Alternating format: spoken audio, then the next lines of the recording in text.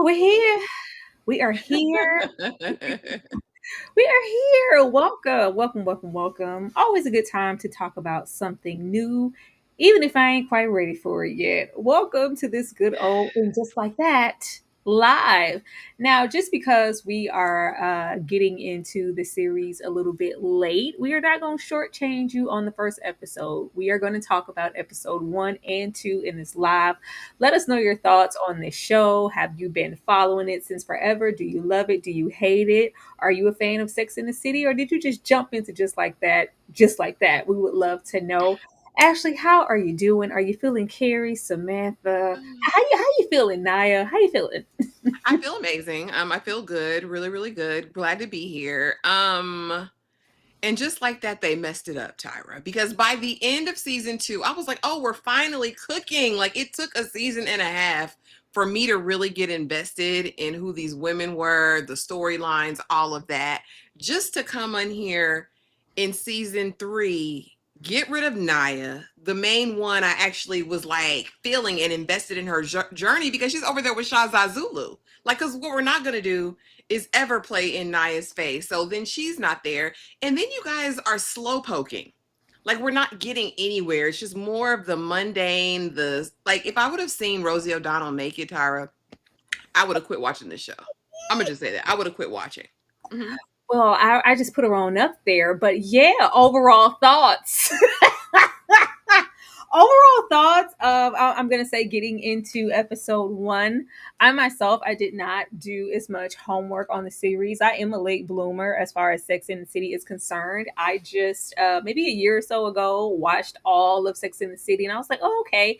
And I watched it in preparation to hopefully talk about it just like that at the time. But the fanfare for it just like that was so poor. I just dropped it all together, and now we're here in season 3. This first episode, I was like, okay, because it took a while. Mind you, y'all, we binged season 1 and 2 like in a couple days. That was tragic. This episode, I was like, okay, where's Chet? Where's Shay? Where's she? Where's them? They those? Get her back. Because as much as I was complaining about how she was getting on my nerves and how cringy she was over there with Samantha, like at least something was happening. At least we had something to talk about. I just I thought in the most minimal way possible at the end of season 2, it kind of picked up. It felt like we knew where we were going with our women and our characters, and there was maybe a chance for us to get back to those Sex in the City roots. And I know that they had a lot to deal with the Fave being gone, no Samantha. We are introducing all these new characters. The abomination of season 1. Towards the middle and end of season 2, I felt like tonally we got things right. Our characters were growing. Every new addition to the cast, they weren't just there as the rainbow coalition of other friends. They actually had personality and had their own storyline. So I was like, okay, this leads us to something with the next season, even though it's plenty of stuff there that I didn't like as well. Once we got into this first episode, I was like, oh, now we're back to square one where we're acting like we don't know where to go and what to do with these characters. We gonna start here with episode 1, y'all. Say she was awful. I just wanted something, Sylvia. It's been boring. Now we lost her. Ashley sent it to me, but I guess I wasn't paying attention. But I was like, whew, you know what? It's cool on episode one, because episode two, maybe they're saving her for episode two. I was waiting so long for her to divorce that man and live in her truth. And we get it, and she's gone. Ashley, do you feel like the show thus far is suffering from a lack of Professor Nia Wallace? Absolutely. And what I will give credit where credit is due, season one, they botched it. It was like they were trying to check off every single box for inclusion and diversity. Like that was their DEI season, right? Season one was. And it was really haphazardly done. They threw these new characters on us and we were like, okay, where do they belong? What do they do? They were just basically side dishes, right? Season two, by the middle of season two, I'm like, oh, we have lives over here. They have independent thought and they're going through their journeys. And what I really enjoyed towards the end, the latter part of season two was the fact that we were getting depictions of, I mean, while everyone's super wealthy, like that's the thing, right? We were still getting very different depictions of Anaya versus y'all know she who must not be named. I was like, these are two black women, both affluent, but both having completely different lived experiences. And I honestly gave them kudos for that because a lot of shows, especially clear shows or shows that are directed to a certain demographic, do a really bad job with black characters. And I feel like I love the diversity. I loved how they were both on different sides of the spectrum, but there was this kind of grounded continuity with them. Really, really enjoyed that. So now that Naya is gone, it pisses me off because now we just have she who must not be named over here. And Naya was free, and you saw her evolve and go through, like you said, this marriage with this guy who was clearly not her better or equal.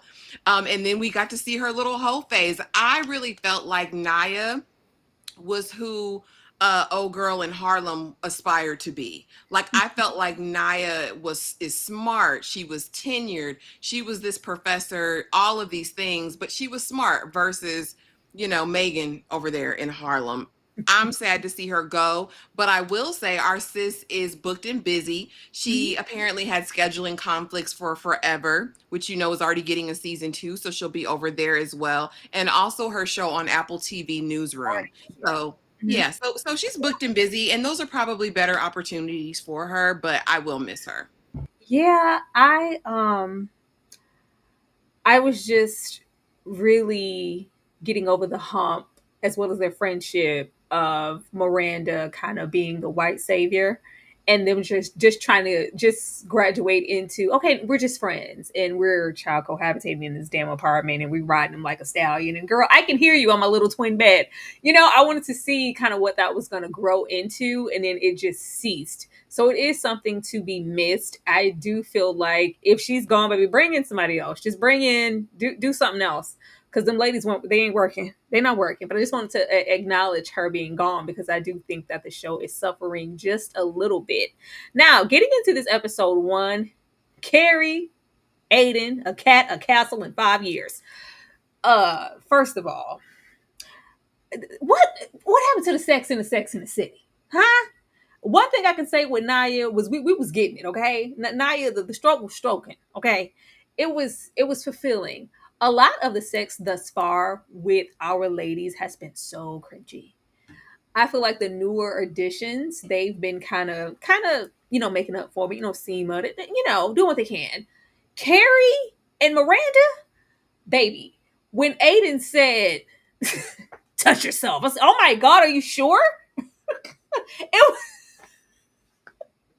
It was so predatory. I was like, oh my, Aiden, this is so much unattractive. Aiden was so unattractive in that pickup, telling Carrie to touch her. So I just want to say that I was scared. Okay, I was like, are you sure? Do you have the right phone number? But leaving phone sex aside, Carrie, first of all, Aiden could have stayed where he was. Let me just get that established now. He could have stayed where he was.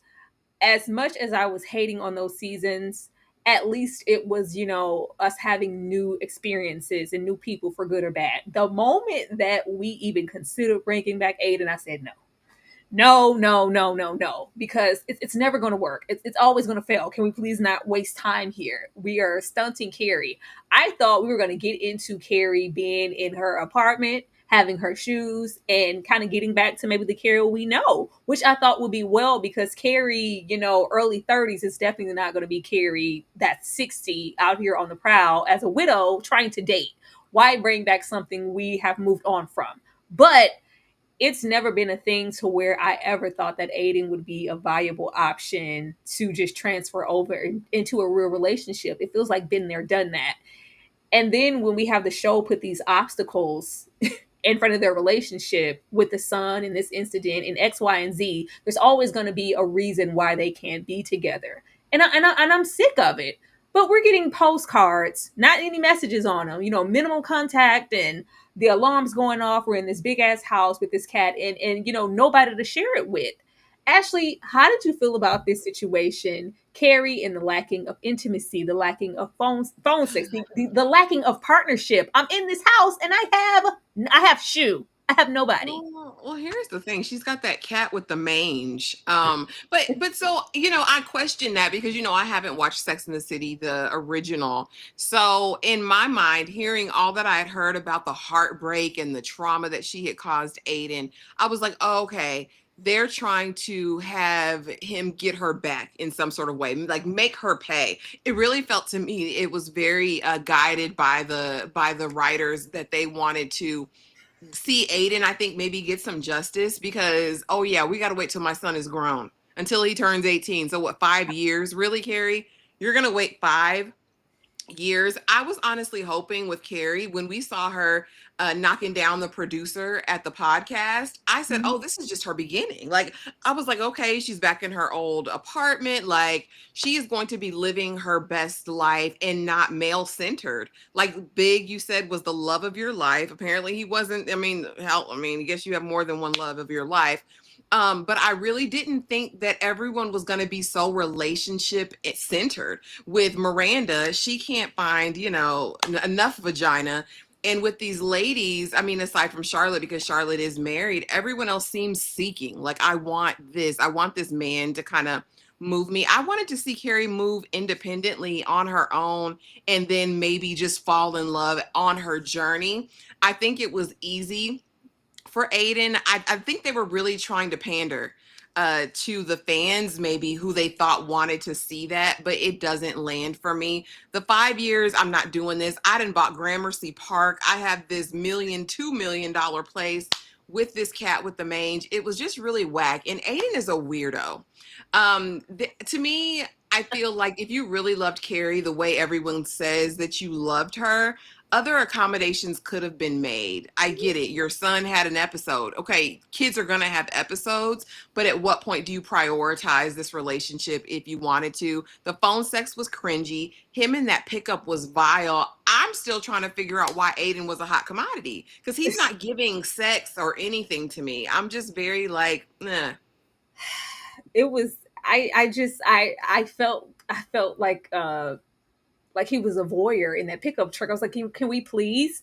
And the fact that she had to fake it, and this everything's just surrounding Aiden. It's like we dropped such a heavy weight with the big situation, and much of that first season was just surrounding us grieving. So now that we can kind of get back into ourselves, we lock it down again. And my thing is, Aiden was not all that involved with getting the house, the property, the selling of the. All we knew was Aiden not trying to go back into that apartment because of the history and all of these things, and we need to start anew. And she jumps out on faith and gets this space, and maybe your boys, and it's never that. It just feels like yet another thing. Well, we can't do this because of my son. And I think that this is unfair. I think that this is really, really childish, and I think that this is poor writing. We could have been doing a billion things with Carrie, and you decided to put her back with Aiden. I think this is awful. As far as how long this is going to last, hopefully not that long, because this Yeah. isn't conducive to good writing or a good show for us, and it's not conducive to anything good for Carrie. We're gonna get into some heartbreak. Like, what? Can we please? Can we just not do that? I'm not interested, and I hate that because Carrie is our lead. As much as Carrie got on my nerves watching Sex in the City, and I couldn't stand her character. She was interesting. She was exciting. She was gonna date a man. She was gonna be on the prowl. The shoes were gonna shoes. The outfit was gonna outfit. We were going to these nice, She gonna dress. it was gonna, be lively, all while looking good, and we were gonna meet a new man every, few episodes because I'm dating. I thought we were gonna do that in our 60s, and now we're here with Aiden in our face, always looking all tight around the neck. I don't know if he has some Botox or what, but it just ain't giving what I needed to give at all. But I can't wait until this is over and we can kind of move on to greener pastures because I really don't feel like Aiden is it. Now, here we have Lisa and Herbert. Oh, God. Lisa and Herbert. Another couple where I felt like we were hitting deeper plateaus with the baby situation and the loss of it all. I like when we get okay. Sex in the City is a very cavalier, kind of tongue in cheek, sometimes so not I'm not gonna say surreal, like you don't have to suspend reality, but like I said, it's only so many places where we can go what it feels like with the writing because they're so opulent and they're so rich and everybody's wealthy and we want for nothing and we're going to the Met. And it's just like we need to find a center to get to the root of some type of life experience and growth that isn't surrounding how much money they have because that can get exhausting. But we're getting into her needing to incorporate a little bit of Michelle Obama. So can you Michelle it up? Can we put Miss Obama? It's like, baby, I have these curated, these folks, the uncelebrated, black women of it all. Michelle is very, but if we want to sell it, you need to find a way to put her there for the PBS special. And then we have Herbert. He's running and he's worried about being a cool dad, trying to get the cool votes and be relatable to the general public, even though he's running for maybe the most uncool position, period. And we have this little cute moment of this man's choir in this restaurant, child. What was cute about it is when Charlotte husband stood up, baby, if you don't sit down, like sit down. But it's adorable for what it is. But I think with their dynamic, they have so much potential to be more than what they are. But it's like they keep having Nicole's character and her husband kind of take a back seat to whatever's going on. Ashley? I think we're actually going to begin to see some stuff bubble up to the surface. They've alluded to a couple of things throughout their relationship in seasons 1 and 2, and I think we're going to reach a boiling point for them with She Who Must Not Be Named and Weird Herbert. First of all, the casting.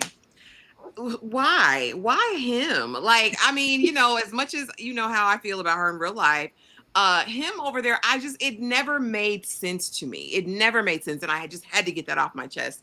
But again, I feel like she's made compromise. She's been made to feel small by his mother, by his black wealth, his old money era, and we haven't really gotten a chance to fully dive in. We've seen minor confrontations, and I think that has to, after all these years, they have a son that's going to be a senior, so at least 18 years.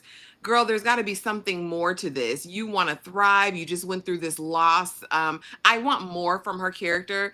And I don't know if they know how to go there with her, just based on the space that she's in. Because I'm like, okay, there's some things here that we could pull from. There's some kind of dissent that we could see. I would love to see a marriage blow up and then what reconciliation could look like for them once they get everything on the table.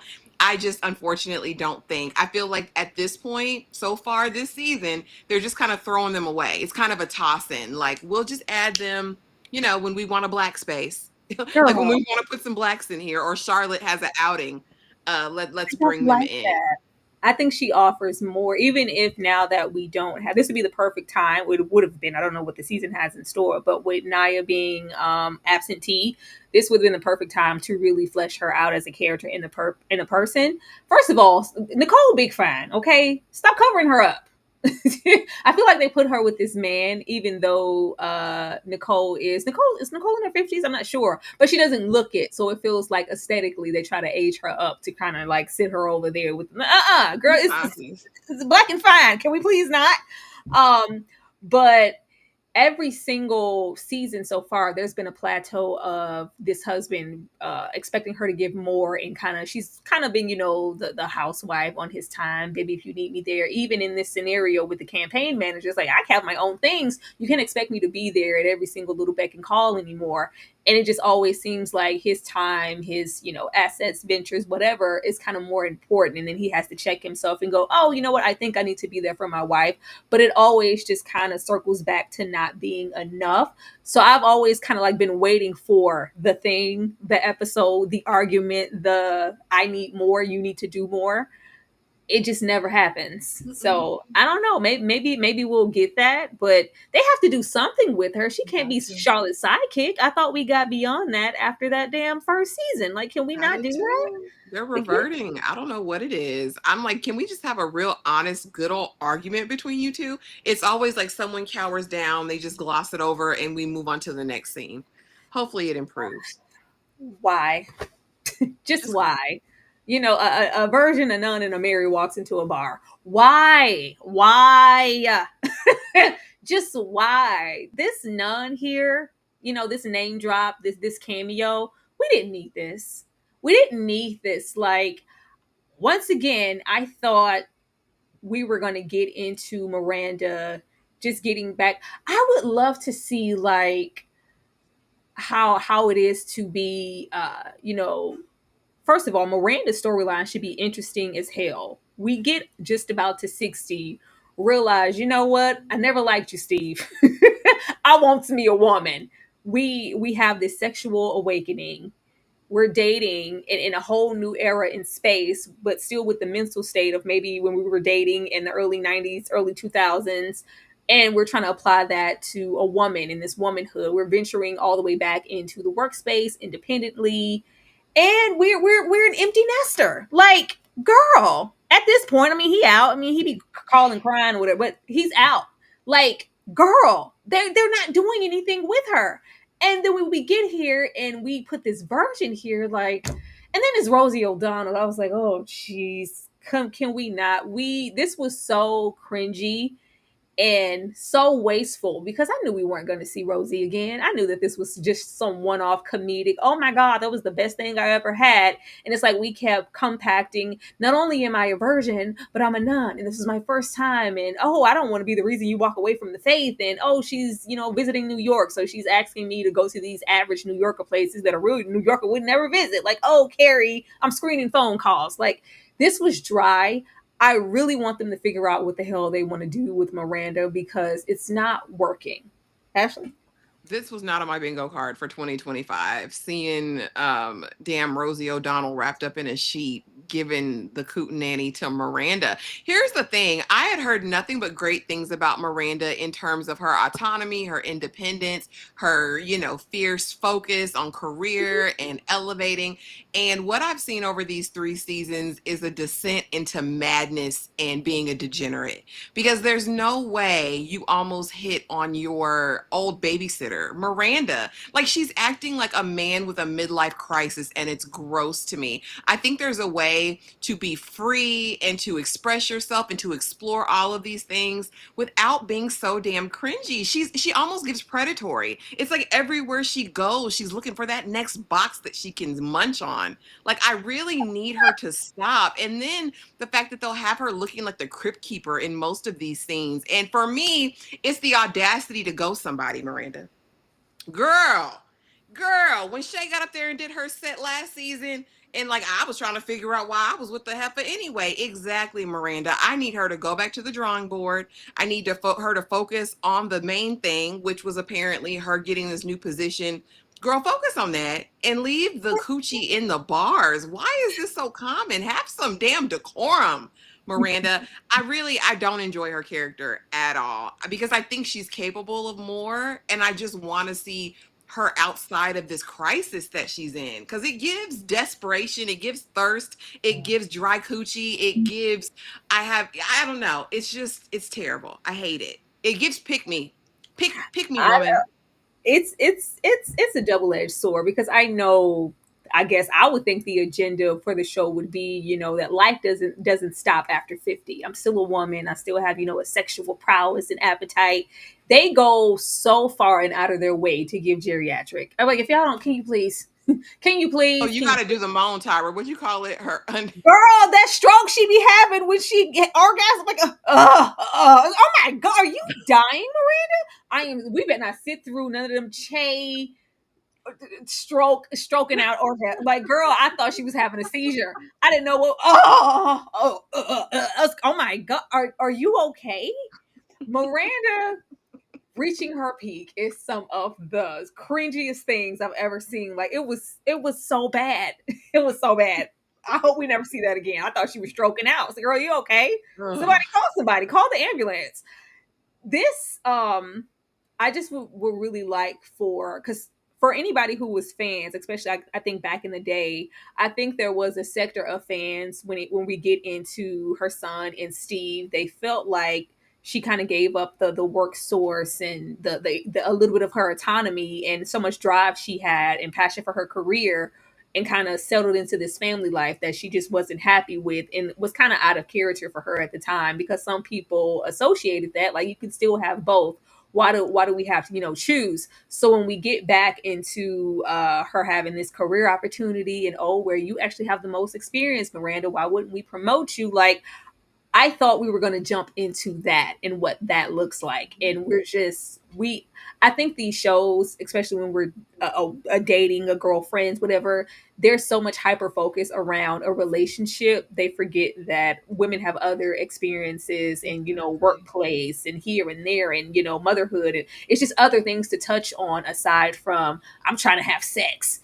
I just, And they I, give us glimpses, but you're right. It is a wasted opportunity for her interacting with these Gen Zs or millennials. Mhm. And, they're just not taking it there. And it, No. it could totally be something because she gives that Aggie old lady in corporate who is just got something to say every time she comes in a room. And it's like, I want you to lean into that with these two young ladies because I think that would just be fun. And it would be more than her just chasing a relationship. Center the women, like, let's not center their relationships. I think that's fine, but center them.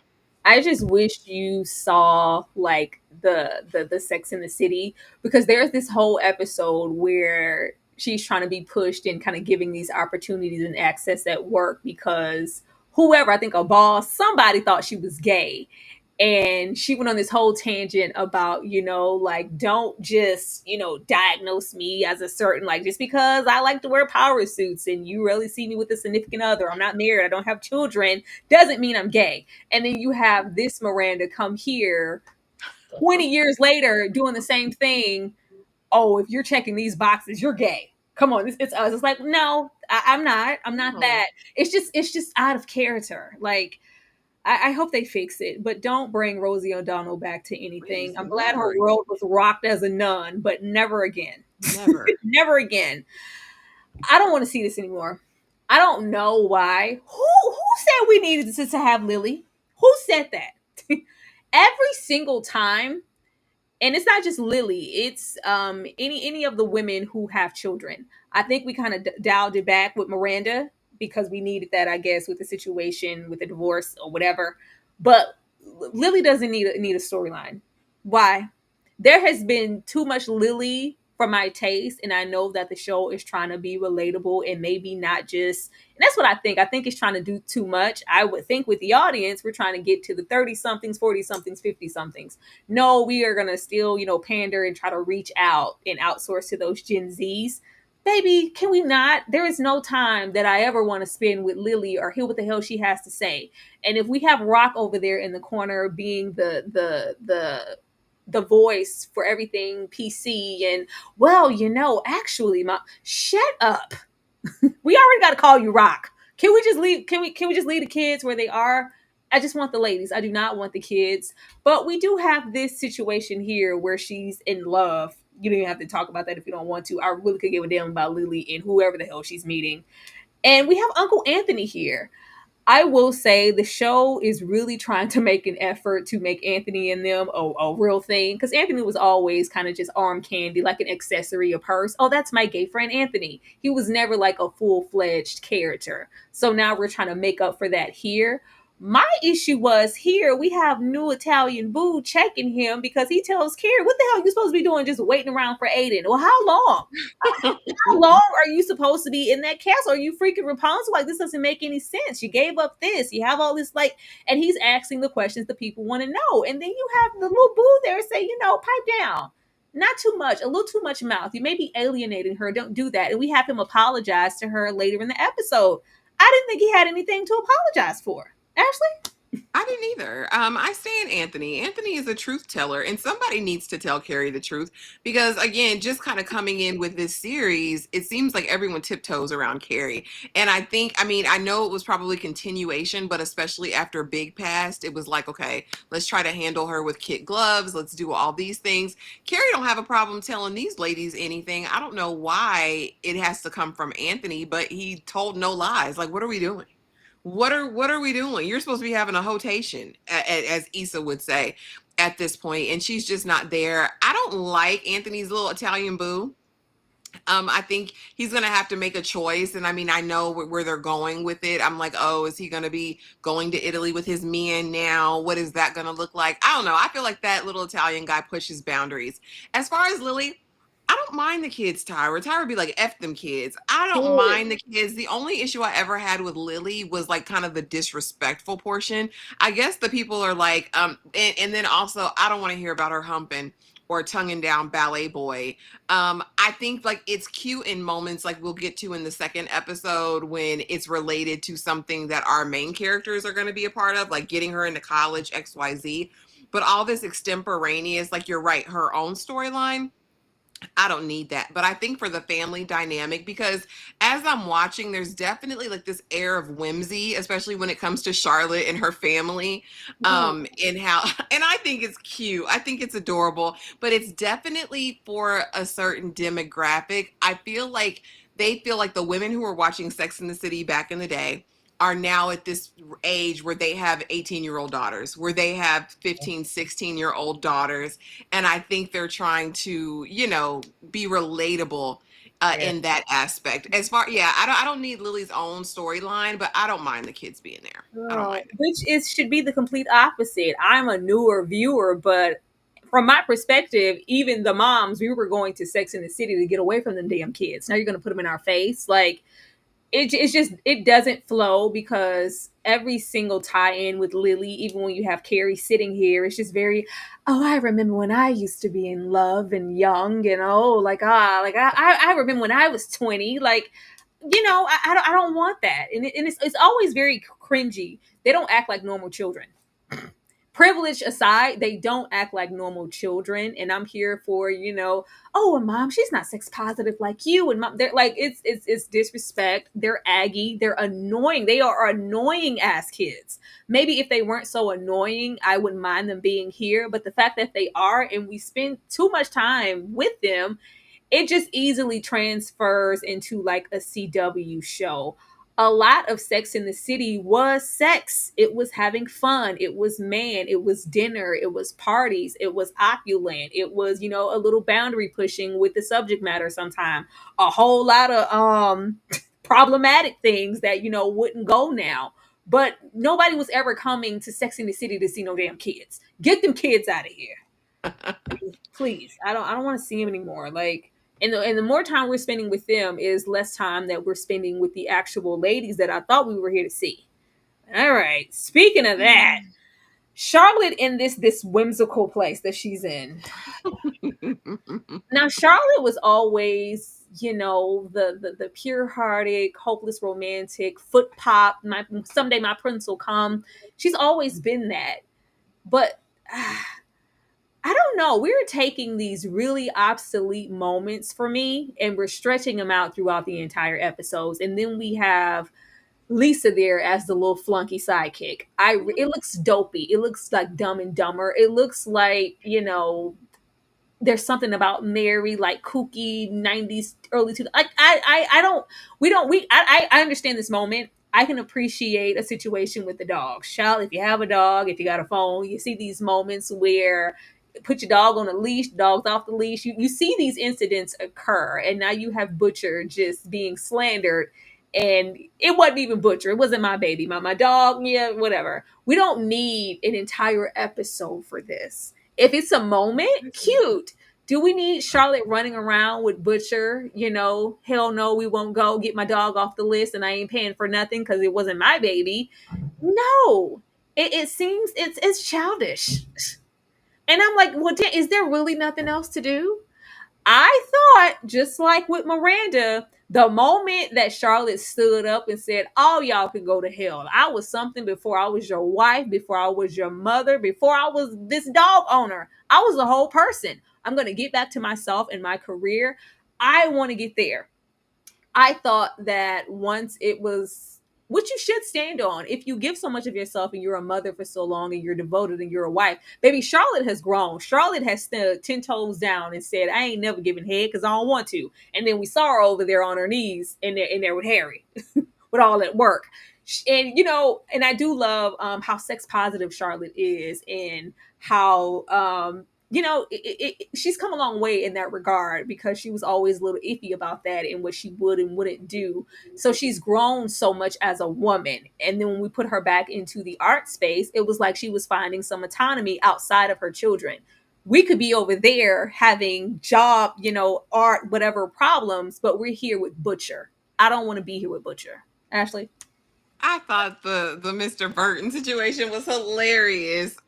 Just because, whatever. But it was dragged out. I will give you that. It was very much dragged.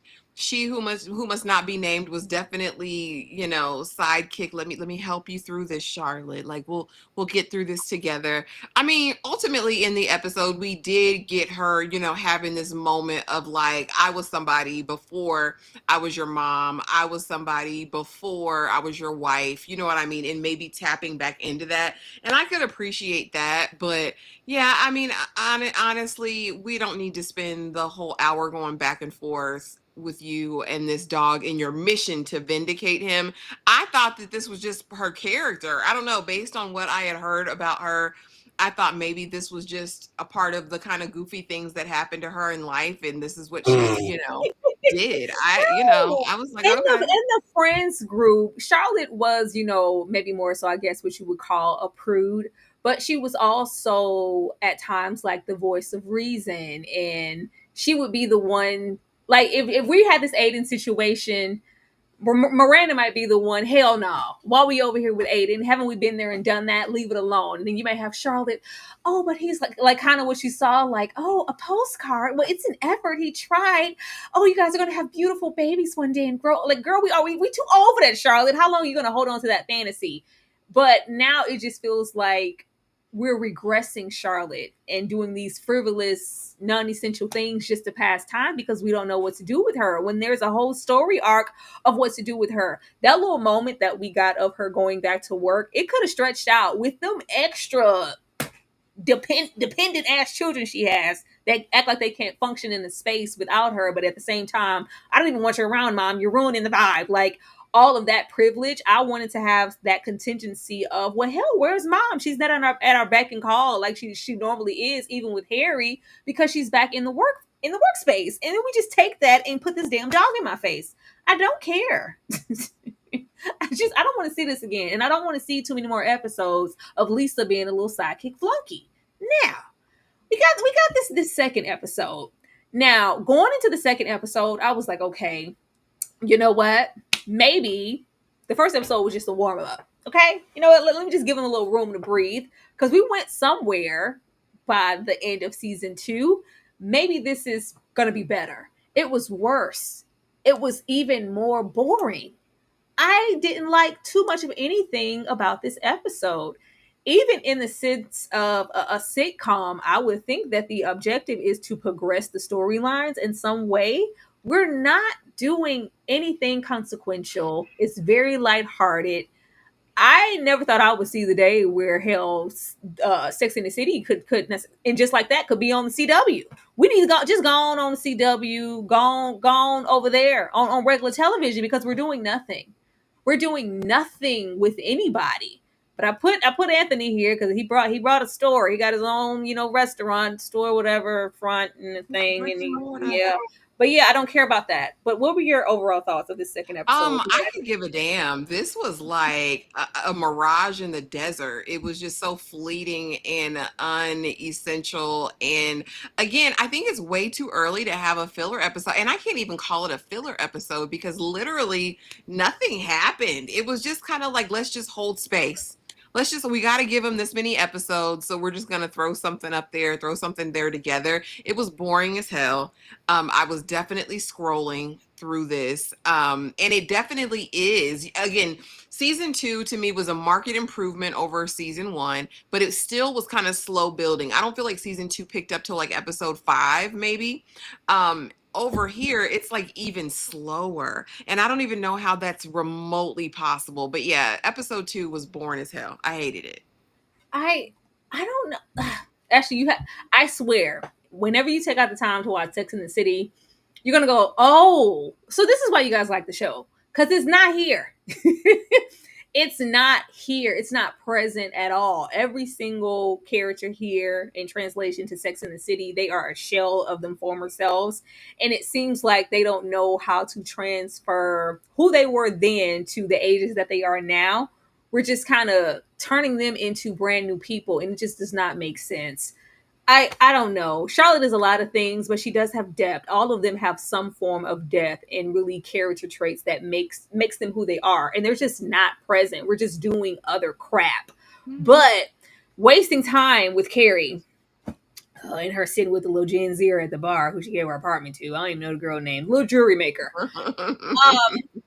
We start with, I guess, what we're getting back to in this whole episode, and I guess what we're gonna work our way up to in this whole series, us getting back to Carrie. Like, don't forget yourself. I want you, I know how much you love that apartment. I'm gonna give you some jewelry surrounding that apartment, and even just the conversation. Oh, dating must have been so easy, in your time. You had it good. Like I'm struggling, and. Meanwhile, Carrie is suffering on the inside because we're waiting and counting, about to throw down her hair like Rapunzel, just waiting for Aiden to hopefully hit her up. But we give her this necklace, and even where we end up towards the end of the episode, it's just very like, maybe you need to be focusing, and remembering yourself, who you were, who you are now, and what you want for your future self. You don't have to give up all of this, yourself, your apartment, your time, just for Aiden. Everything is on Aiden's time. What about you, Carrie? But remember who you are, even if you have to wear it around your damn neck. What did you think about this moment in her Carrie's getting? too damn old to forget who she is. I mean, I just like, come on, Carrie. I mean, body tea, outfits tea, the Gramercy place is beautiful. Throw yourself into decorating that and getting that where you need to be. I don't know why we'd ever be pressed on Aiden. Girl, you snatch still, like I said, body tea, looks are everything. Like, the fashions. I mean, I don't know. And I'm like, is she gonna be mentoring this little young jewelry designer, the little neighbor from Can we not? 4B? She I can't act. I mean, it's giving like, oh yeah, I just I would want more for her at this point, at this big advanced age. Are they not the same writers? Because I would think if people No, were it's the same. writing back, It's the if same. they I were know writing back it's then, they've grown too and matured, and I would have thought their writing would have grown and matured as far as these characters are concerned. It's very disappointing because, like I said, after Big died, I feel like that is like a year that she should have just spent exploring, finding out who she was again outside of the marriage and not getting canoodled back up with this random ex who clearly has his own life elsewhere. I think it's a setup for failure. I don't know if she self-sabotages or whatever, but it definitely gives that this is a setup for failure. I don't know if she's going to cheat on him, or what's going to happen, but this is a recipe for disaster. Ashley. Can we not go back to us cheating on Aiden? Can we please not make that a thing? I'm hoping that we're getting back into her realizing. Maybe I did jump too quickly because I don't know how many episodes we were removed from Big's death too. Was Big's, was getting married to Big a big mistake? Was it supposed to be Aiden all along? Girl, I'm not gonna play with you. We were there. We saw you in Big. We saw how you were treating Aiden and what you did and didn't want and what you decided to do. Can we please not do that crap right now? And she's second guessing everything. But maybe the sensible decision wasn't, to jump right back into a comfortable thing and just realize that, you know what, I do want to date, I do want to explore, or maybe I just want to be by myself, and that's okay. I'm hoping we get there. Please don't cheat on Aiden with this man that we met this With the episode. gardener, you know Girl, what? That's what's gonna happen. please. But I just want to see Aiden the hell out of here. Can he please go? Every time he show up with them damn shirts and them buttons, I just I don't like it. We have her here with such a dilemma in their relationship, thinking that from how he's acted with her, the lack of communication, I can't even text this man and go, hey, I'm trying to type and have my moment outside as a writer, and it's a what the hell are these rats come? This is alarming. There's a swarm of rats come by and run past her from her feet.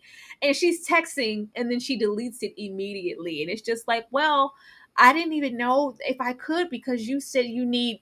There is a fine line between, oh, well, okay, well, I can't do the phone sex because Wyatt.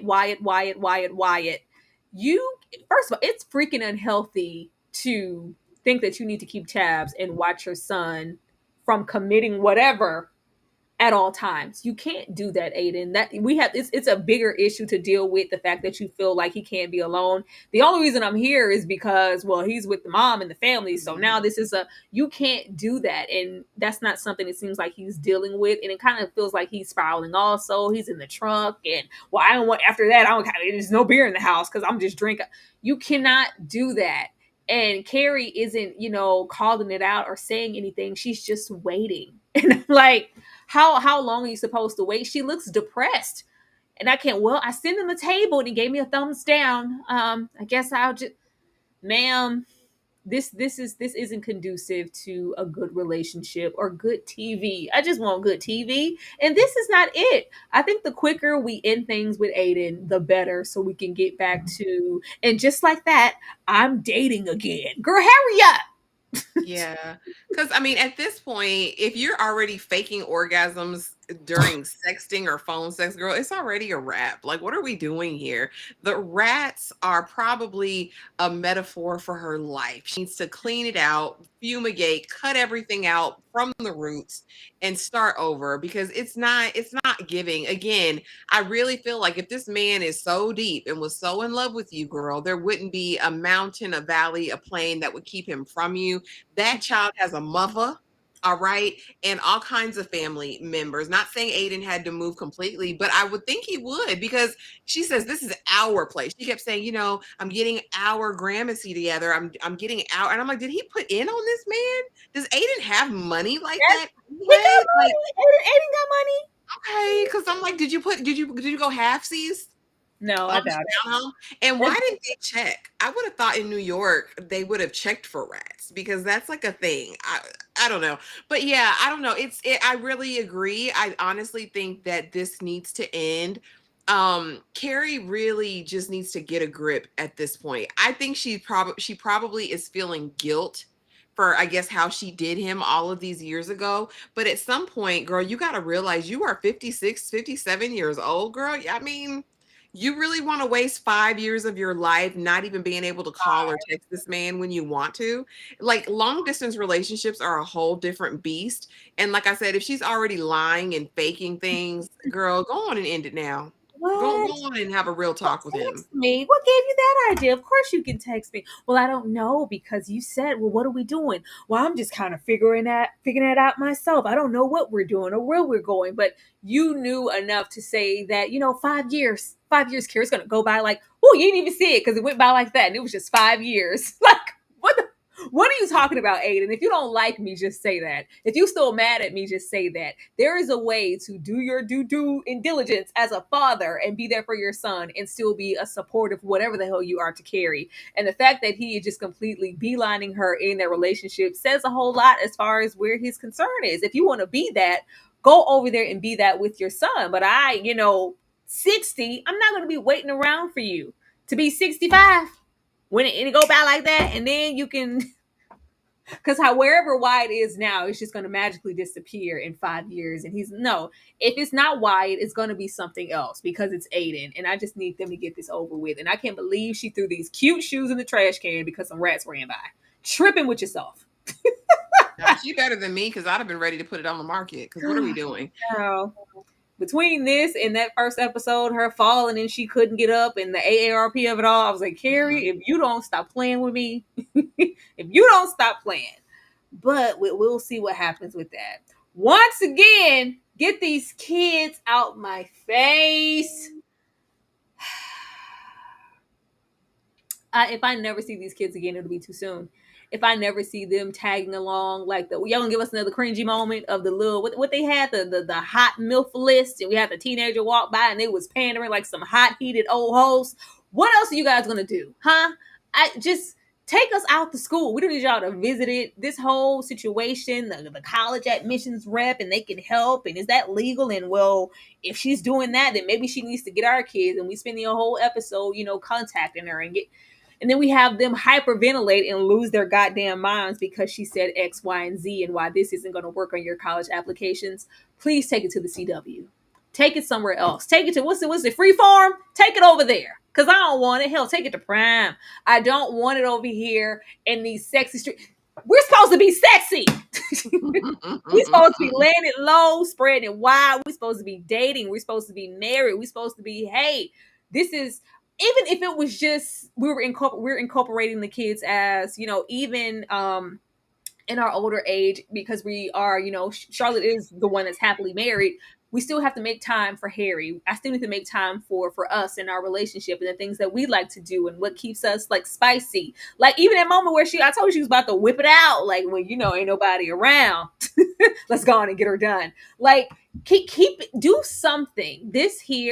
This inconsequential thing is the same thing with the dog. It's just something that I don't feel like we need. Her catching her with a long embrace and kissing the boy. Oh my God, Mom, it was just about to happen and now you ruined it. Lily, shut up. Go to hell, Lily.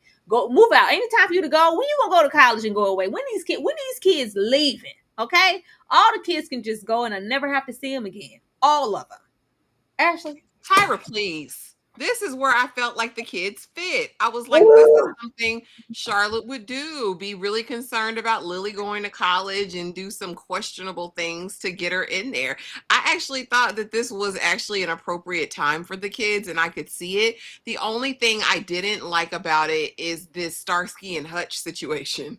Like, why do y'all have to do everything together? Like, why is this, you're the tea to my pot, you're the peanut butter to my jelly.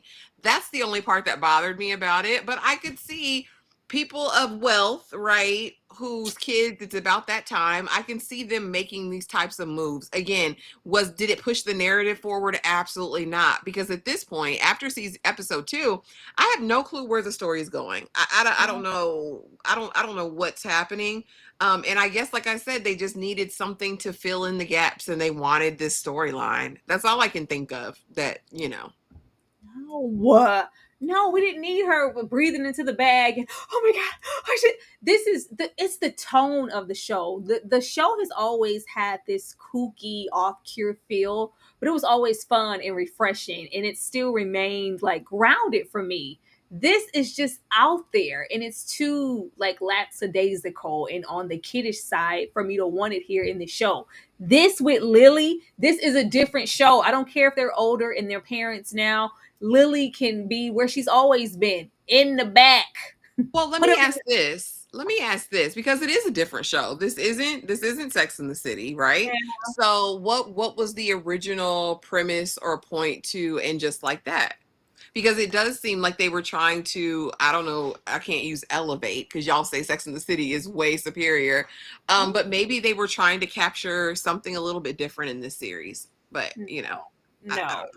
It just because it's just not like, even I can say, even though they're movies, when they got into trying to incorporate the children, though they were younger, they don't have they're young, but it was still like the center, like where you may have like, oh, okay, well, we need a new babysitter for Lily and them, and the babysitter has the biggest, perkiest titties ever. I don't want this heifer around my husband. Find an old maiden. Those are old maiden shoes to babysit the kids because you will not be in here tempting Harry. Like something like that. We don't need them to ever be the core of anything. And it seems like every single time that Lily or Harry, if they're the core, then they take a back seat as mothers and parents, and they just have the floor. It's never just kind of playing the background. It's a little too much, and it's intrusive to me. I don't need you here breathing into a goddamn bag. Dane, we will not be starting over. We will not be starting over, Dane, but welcome to the chat and thank you so much for being here. You know I'm always happy to see you, but we will not be starting over. Yeah, you just have to see the show. Like it's so good in I that's the main thing I commend Sex and the City for, because it took me, some time to like, oh, okay, I guess I'll sit and watch it. I was like, I really enjoy the tone of this show and the pacing. It's a little quick, little cute 30 minutes, and it just seems like we get exactly what we need, and it's great. It's never too much. It's just the right tone of drama and comedic like pace. It's just it's something like chew on. It's cute and it's very satisfying. This is an hour, and It's you an hour feel you feel it. And it's every just second. like there weren't too many moments where it was like, well, there's nothing going on Sex in the City. I'm gonna go on and scroll on this phone. No, you're interested and you're invested, because even though it may be just as dramatic and over the top as this scene, it was still involving the ladies, so it was, top tier, and all of these adult themed things where it's just it's kiddie. And I don't come here for kids. I don't like the CW. Don't bring it here on this show. I just this is just it just turns into another show for me when we have these kids. And I don't think just because they're moms now, we have to center them doing this. It turns into adventures in babysitting. And as much as I love it, I don't want to hear. I don't want to hear. Uh, Shall Miranda here, reality TV and cringe. Miranda's doing nothing. So since we took away the love of her life, this is the best sex I ever had in my sexual awakening. And Che, I'm gonna follow you to the moon and back. Now that that's over and we don't have her running around like a love struck sick teenager who doesn't know herself or her own damn mind, autonomy, and body, and we have her kind of obsessing over this reality TV show and this island. And I thought when she saw the phone and she saw how much they were into it, the Gen Zers who work, underneath her, where they were feeling that plex of, oh, you just stepped in here and you got this job. I thought that she was going to take that and have the light bulb of, oh, okay, let me become a little bit more relatable and kind of get into it.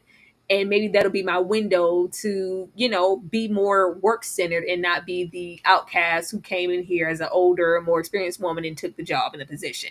No, she's just watching it and bringing it up haphazardly, and the ladies are like, ugh, like grow up. And it's like, well, no, it's actually really, really good. It's the car accident you can't look away from. It's just, oh my god, she's doing nothing. She has nothing to do. We try to kind of sort of introduce her a love interest in this episode.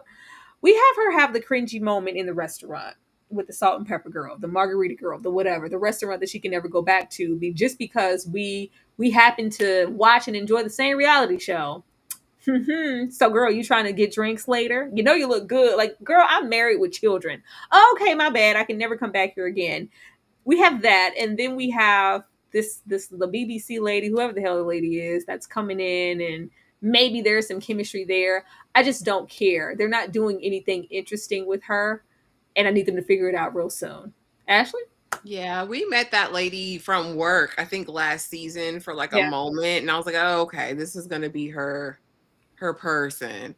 But yeah, no, even when she's looking at the young girls watching it, it was like this air of judgment, like, oh, that's stupid. That's for Yeah. brain dead, whatever. And it's like, oh, really? Is that who you are, Miranda? Like, girl, they already don't like you. They already can't stand you. They already hate your stinking guts, Miranda. Do better. in the workhouse. But then when we're at the restaurant again, it gets predatory. Because what about that young lady made you feel like she wanted some of this old cougar cat? What made you get it in your mind that she wanted some of that saggy cooch? I don't understand.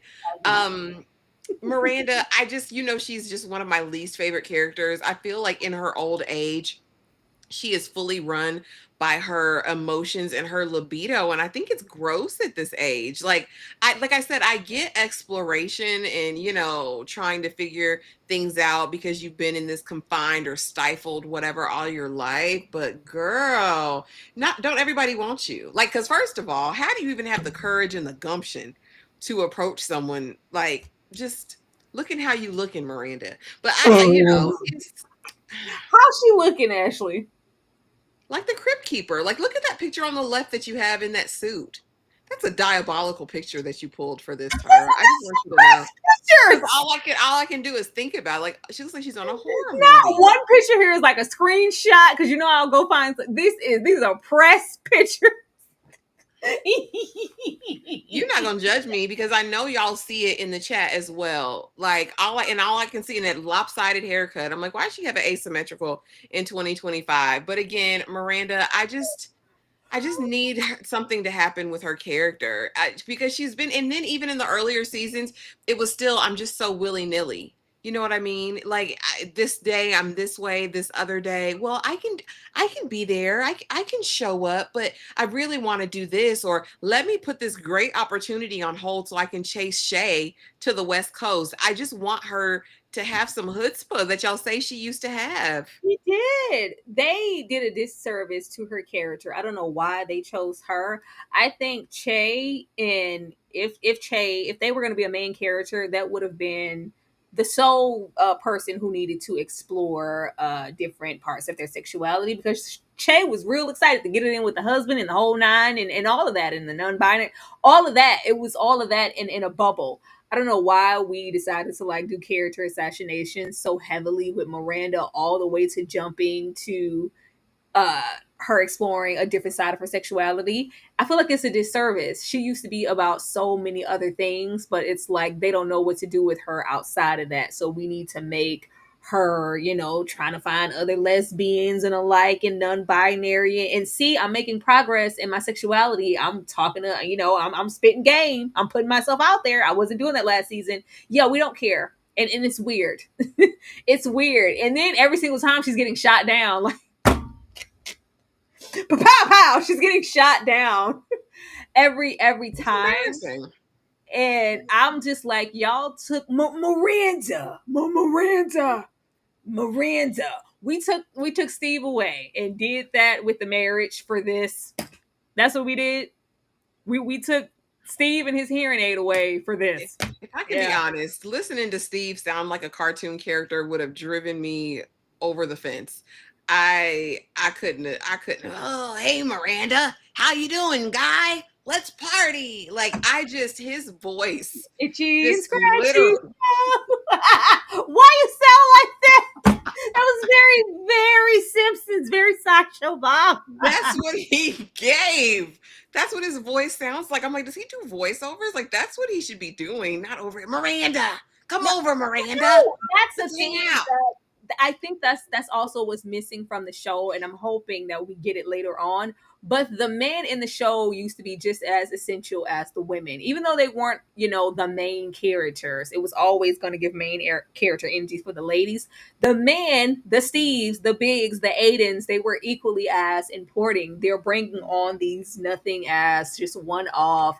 See this man, never gonna see him again. Like, and then he used to be like guest stars. Like somebody just put in the chat, like, where's Blair Underwood? Like you used to see people like, oh, okay, like, ooh, who's gonna be the love interest? It was a thing because it used to always be somebody who was well known. It was a part of, a moment of pop culture. Like, ooh, this is Carrie's boyfriend for, however many episodes this season. This is cute. Okay, Detective Stabler. Like, it's you were just gonna see them. There's nobody here. I'm like, did y'all run out of money? Y'all clearly didn't because y'all keep producing seasons. Where are the men? Where is the interest? Like, even in the husbands, like, we don't know nothing or care nothing about Herbert or like the husbands We are not don't. playing any type of role, and they're not attractive. Nobody's And I was so sad. I was so sad when you said that Steve actually used to have a personality and a he backbone was because girl. he gave, she's my wife and I'm gonna stand beside her no matter what she decides to do. I'm never taking this ring off. I was like, has he always been so docile? It was No, really odd. they worked because Miranda had so much damn mouth and personality. And the first time they met, it was like, well, hold on, can you talk to me like this? Like, hell yeah, I can talk. Like, who gonna check me, boo? Because she was very that like strong minded, strong willed, strong woman. And it was like, oh, he may be somebody who can kind of deal with that and tame that, where it may be intimidating with some, even though at the time Steve didn't have, much of nothing, and we were the bartender and child, it was a lot with Steve. It was giving bum, but the bum with potential, and he was laying Okay. pipe. I don't know what's happening. I don't know. She act like Steve ain't never rocked her world or nothing. I don't Mm-mm. know. I don't know. It's too much. It's too much. I just hope that they figure out what they want to do with her soon, or Please. it doesn't have to be like Miranda can't have a life or a story arc unless she has a love interest. We can do other things with her. I don't know. But we have Seema here. Seema, not the stem love interest. Seema has so much potential. Seema has so much potential, just like Lisa, to be a really great character. And it's like we are stopping. I think they're stuck in a gray area with her because I think out of all of the new additions, Seema was here like, oh, okay, Kim Cattrall said bye. We got to replace that type of energy. And maybe she was supposed to be the one coming through to kind of fulfill that. And it's not quite that. I do love that she's not, like some Samantha clone or anything. That would have like been really distasteful. But she has the potential to do the most with, as far as the new additions and I guess the friendships that were formed, because everybody got a minority on the show. You get a minority, you get a minority, everybody gets a minority friend. Yeah. She's the one I believe the most with Carrie. I buy their bond and their relationship. And for us to spin this whole situation, first of all, I ain't even mentioned that man and her. I'm not a Cool Ranch Dorito and water in a van type of girl. That whole situation, that was nothing in the director, that was very playful, and I really thought that we were going to go to bouts with that man, with Ravi. And we were going to see her kind of embark, because it seems like last season she let her guard down a little bit, and it was like, this is worth me waiting for. It has potential. Even though I'm not dropping anything to follow you all the way to Egypt, I could try. And immediately in the first episode, we drop it, and he's gone. And yeah, this is going to work for me. And now we have her here with this matchmaker, though funny because she was clocking her real bad. And it's very, how are you ever going to expect anything to work if you're so guarded? And I'm picking the wine. This wine is tired. The tiramisu's tired. Your tie is tired. Yeah, get the hell out of my face. Bring me the check, garçon. It feels like there's nowhere to go with her. And I'm like, are we waiting for some big reveal of a man like, I'm gonna whip it out and tame you. I'm gonna have to whip it out and tame you, girl. Are we waiting on that man? And it's just like, oh, I can kind of be set for this. He's matching my energy. Like, what are we waiting for to have her progress into a real full fledged character? Because it's not happening. Ashley? Yeah, I don't care for Seema. I too was like, okay, I like her as a friend for Carrie season one. But whenever Aiden resurfaced and there was this dynamic of, Yeah. Carrie, you have this love of your life, but I'll never have that, or I'm kind of wrapping my head around the fact that I may never have that love, so I can't really be as close to you as I was before. I was like, Seema, go to hell.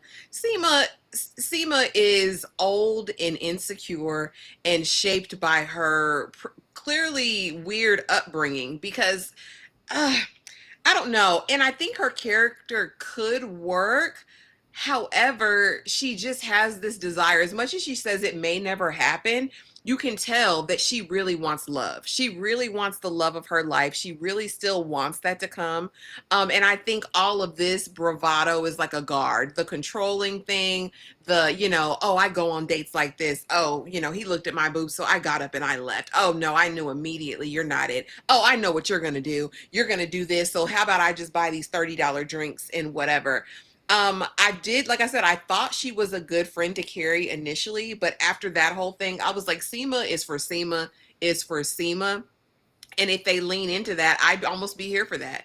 Maybe she just really is not a decent person and she'll turn out being a bad friend to Carrie. I'm here for the dynamic of that. You know what I mean? But I don't know if they were trying to make her Samantha. From what I heard, Samantha was self-assured. She walked in like she owned every room. She was content with the idea. If she had a man, fine. If she didn't, as far as a relationship, that was fine. Seema gives this is really what she wants, needs, and desires. Hence, her actually trying the matchmaker. Girl, you want to be chose. Just say that. Like, just I don't say like that. I don't like that. I really didn't like that moment with well, you have Aiden now, so yeah, girl, going to the beach house wear or the vacation wear. I really got to back off you as a friend. And it was like, well, no, forgive her. We're gonna fix it in one breath, in the same breath, in this one episode, and she's gonna come to the dinner. So we're gonna act like that didn't happen. That was like what my thing is with Samantha. There was always maybe in the end the potential of forever a bachelorette type energy, and I thought that we were going to get that with Seema, and we kind of have her stuck in the in between. You're giving off energy like you could be damned. I want to be forever. Like I don't have time. Let me have my way, have a good time. Do I want to date? Sure. Do I maybe want to have little short term situations, but never anything to where I'm hyper fixated or focused on just a relationship, because personally, that's not just me. I'm going to lead with my wallet, my money, my animal print, and my metallics. That's fine, but you can't have her kind of seething and looking at her empty bed and, well, why can't I ever, like, if we're going to have that and not want to go in the other bachelorette for life area, then have her moment where it's like, well, the pastels and the pearls, they're not me. And well, he just went to the bathroom. Well, no, no, baby, he's gone. He's out of here. We turned him off. And have her talk to the matchmaker. Okay, well, maybe we can meet in the middle. I do really want somebody, but I can't just retreat everything about myself. I still want to be myself, but I can do a little give and take. I am however old and it hasn't worked for me yet, so why not try it? No, we chop the foot off, right? And we keep having these moments in the show where we start something and end it in the exact same episode. Like there's never like anywhere to Let it breathe. go. So I'm just waiting. Maybe some big strapping man is gonna come along and Seema gonna Seema down. I don't know. I But mean, and she I like Mississippi Masala. I know y'all saying she looks very old. She looks good to me. I mean, I remember over there with Denzel in Mississippi, but yeah, I just want a clearer direction for her because I think when you arrive at a certain age, there should be this ability or this self-awareness, right? Like I know what I'm saying. I know who I am. I know how I present, but this is still something that I want. And I mm, think that pride is just such a dangerous thing. Because let that matchmaker have what she say. Yeah, and all the people who left before who ran out on me, they're still single, sis. say Like still single. So if this is what you want, open yourself up, Seema, and maybe that'll be the arc, and maybe that'll be the growth in her character. Maybe she I will thought come to we some did that self awareness. last season. I don't know, girl. I don't I know. thought it was last season. It's like we threw the situation with Robbie on the ground immediately, in the opening of this season. So what was it all for? Us opening ourselves up and putting our pride to the side. Like it's just weird. It's just weird. I don't know. I just hope we do something with them because there's potential here for everybody, but mainly the newer people because y'all know what to do with Miranda and them. Y'all just choosing not to do it. But getting here into this Gardner, need to put a battery in my mouse. Getting here into this Gardner, first of all, this Tom Hardy looking like I always say, I'll be like, oh, it's Tom Hardy. It's never Tom Hardy. It's Logan Marshall.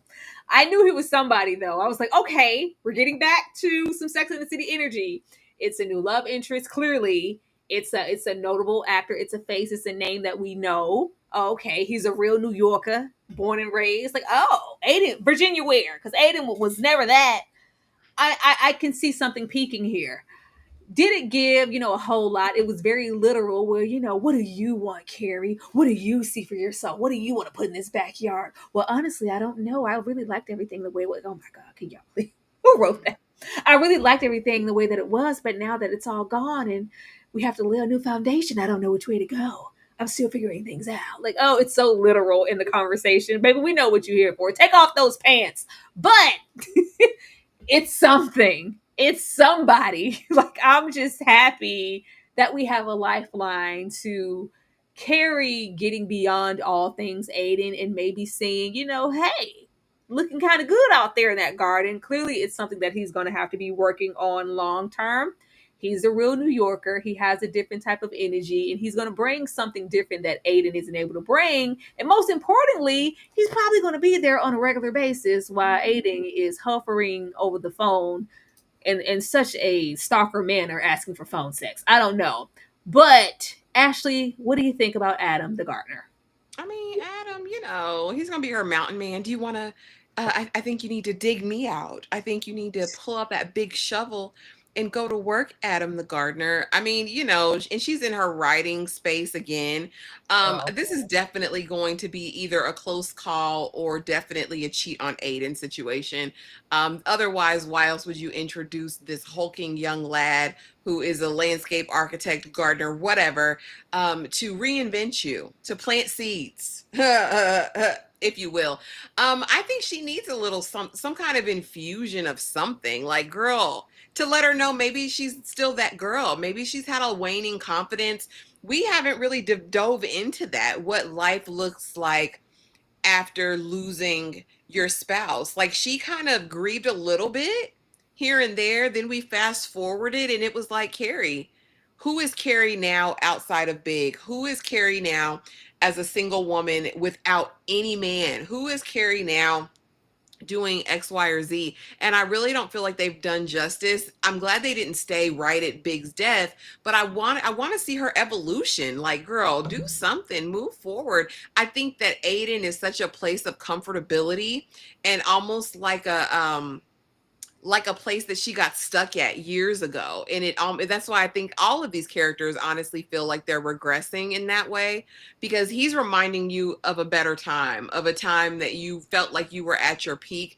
I want to see you at your peak now. Like, I want to see better days ahead, and maybe the gardener will come in and give her, invigorate her, maybe. Because listen, we need something over here. At least take your shoulder off, sir.